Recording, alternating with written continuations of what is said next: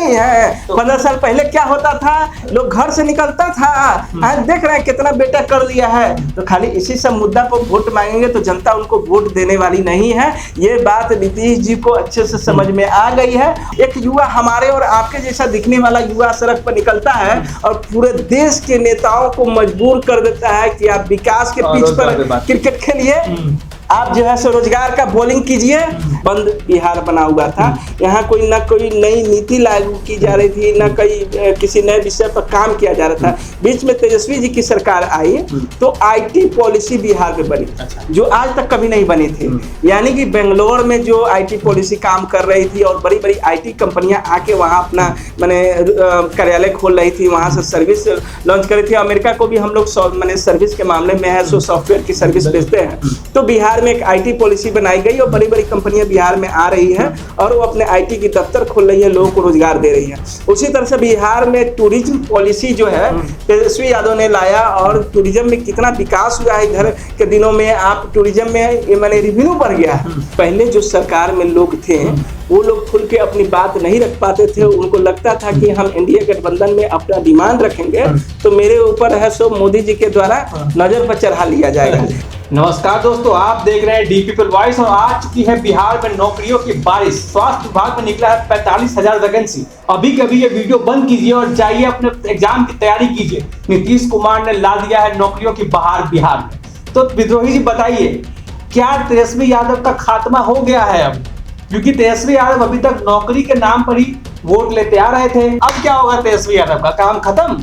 देखिए, बिहार में तेजस्वी यादव का ग्राफ तो निश्चित रूप से बढ़ा है और ग्राफ के बढ़ने का कारण मूल रूप से यही बताया जाता है कि उन्होंने जो बिहार में सरकारी नौकरियों की जो बौछार की, उस बौछार का क्रेडिट ग्राफ बनाया। हमारा सीट तो देखिए 8 को भी 9 को सीट आया इन लोग को। 9 वो सीट आने का कारण ये है कि पिछली बार जो 2019 में लोकसभा का चुनाव हुआ था उसमें 23% एनडीए गवर्नमेंट का वोट शेयर ज्यादा था।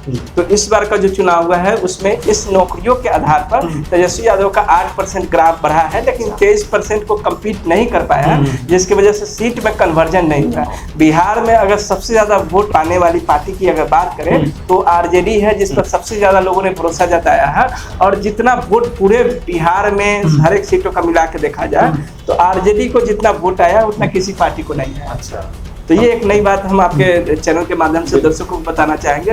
आपने अभी कुछ दिन पहले छात्रों के लिए कहा कि यदि आप कंपटीशन की तैयारी करते हैं तो इस वीडियो को बंद कर दें।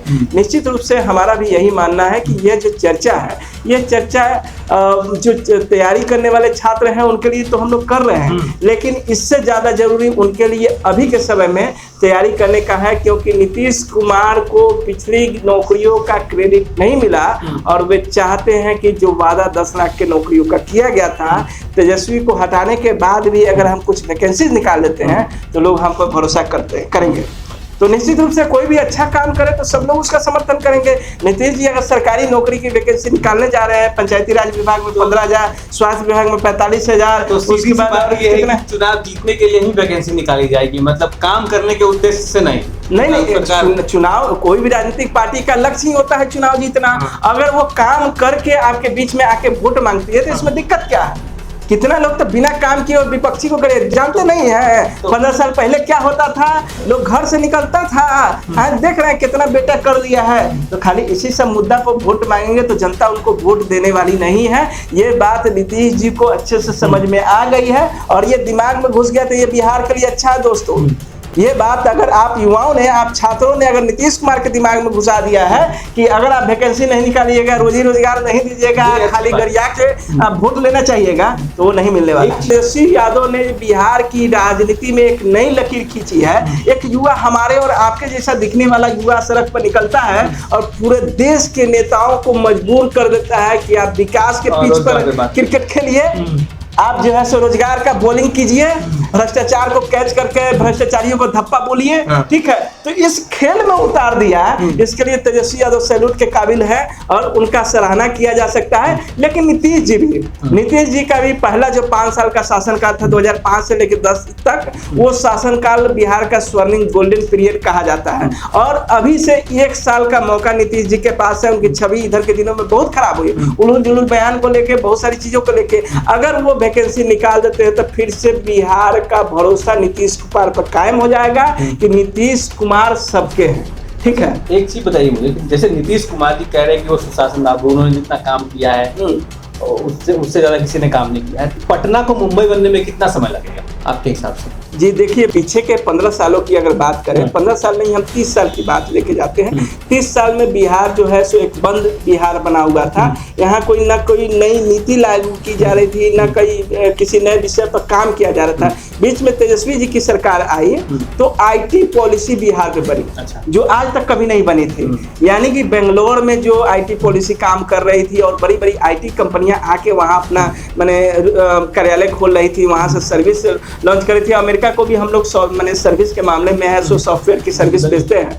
तो बिहार में एक आईटी पॉलिसी बनाई गई और बड़ी बड़ी कंपनियां बिहार में आ रही हैं और वो अपने आईटी की दफ्तर खोल रही है, लोगों को रोजगार दे रही है। उसी तरह से बिहार में टूरिज्म पॉलिसी जो है तेजस्वी यादव ने लाया और टूरिज्म में कितना विकास हुआ है इधर के दिनों में। आप टूरिज्म में माने रेवेन्यू बढ़ गया है। छात्र तैयारी कर रहे हैं, वो मतलब इन चीजों को तो देखेंगे।